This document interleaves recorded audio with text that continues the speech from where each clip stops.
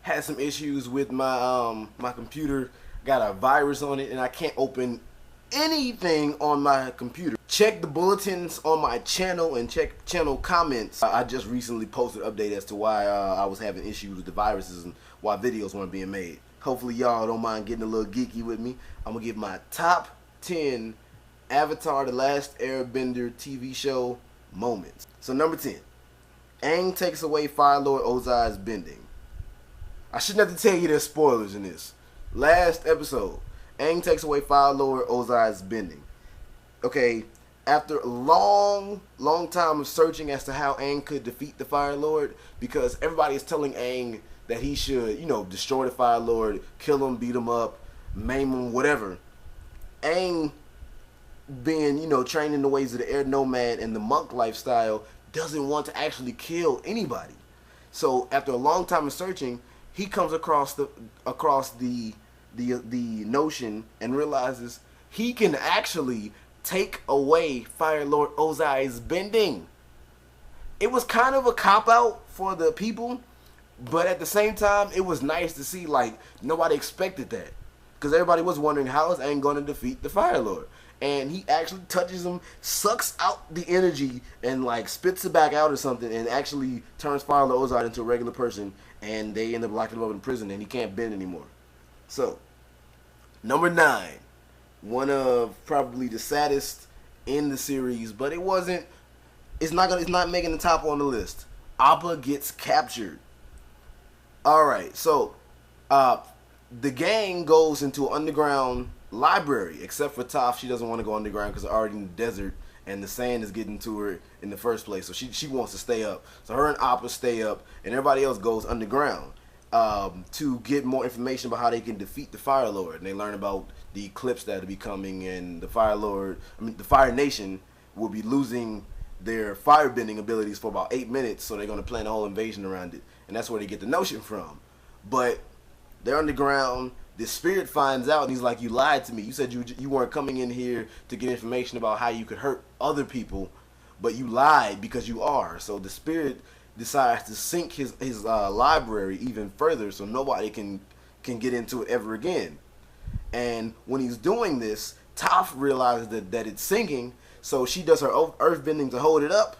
And while she's holding it up, sandbenders come by and they take Appa away. And one of the saddest things in probably the whole series is when Toph is gonna let the building go to save Appa, but when she lets the building go, it starts sinking even more. So she has to let Appa get taken so she can save everybody else. And Appa gets taken. And for about 7 episodes, no Appa. It's pretty sad. Alright, number 8.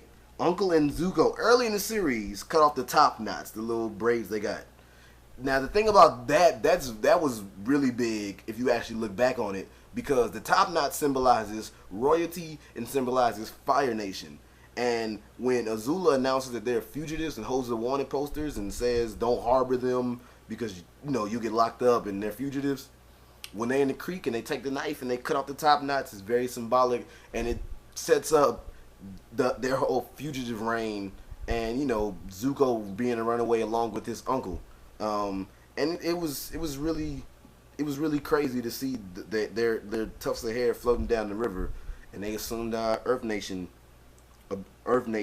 citizenship from then on. All right, number 7, Zuko joins the team. Zuko joins Team Avatar after seasons and seasons of changes from Zuko, from being evil to being not sure to being good to being evil again to being not sure again. Zuko finally joins Team Avatar after some speculation, and then he doesn't win everybody over at first, but Katara being the last that he wins over, and Katara then finally accepts him. So that was a big deal. Alright, number 6. Early in the series, when Aang gets locked up by the original person trying to take over the world, Admiral Zhao, I hope I pronounced that right, and he's locked up, and then Zuko as the Blue Spirit, we don't know who the Blue Spirit is yet, they kind of let you know, but you don't know yet, and Aang is locked up, and then Zuko, the Blue Spirit, comes in, frees Aang, and takes him and saves him. And you think, oh, this is great, he's saved. Take the mask off, it's the Blue Spirit, and it's like, oh shit. So and then Aang's talking to him, and he's like, do you think we'll ever be friends? And then Zuko shoots a fire blast at him, and you realize they'll never be friends. And it was kind of crazy to see the Blue Spirit as Zuko, and then Zuko, you know, he has a chance for retribution early in the series, but doesn't take it. Alright, number 5. We see Katara and Sokka's mother in a flashback later in the series after Zuko's joined the team. And we find out that the reason why Katara's mother was not spared, but Katara was, is because Katara, the Fire Nation invades in the flashback, and they're looking for the last waterbender, and Katara's mother lets Katara go, who was the last waterbender, and Katara's mother says she's the last waterbender so her daughter can live. It's crazy. We actually see the mother and see how noble she was to let her daughter live. Then Zuko helps Katara find the guy who killed her mother, and Katara lets him go. It's crazy, man. So much emotion in this fucking show. Number 4. Zuko redirects Firelord Ozai's lightning back at him. Crazy. During the 2-part Day of Black Sun, the invasion 2-parter they had, Zuko's he right before he joins Team Avatar, he realizes that his destiny is to help Aang defeat Firelord Ozai.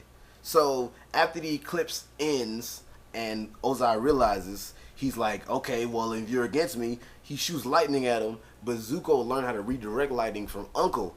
And he shoots it at him, and then Zuko goes and blasts it back. It's crazy to see that when Zuko goes and shoots it at him.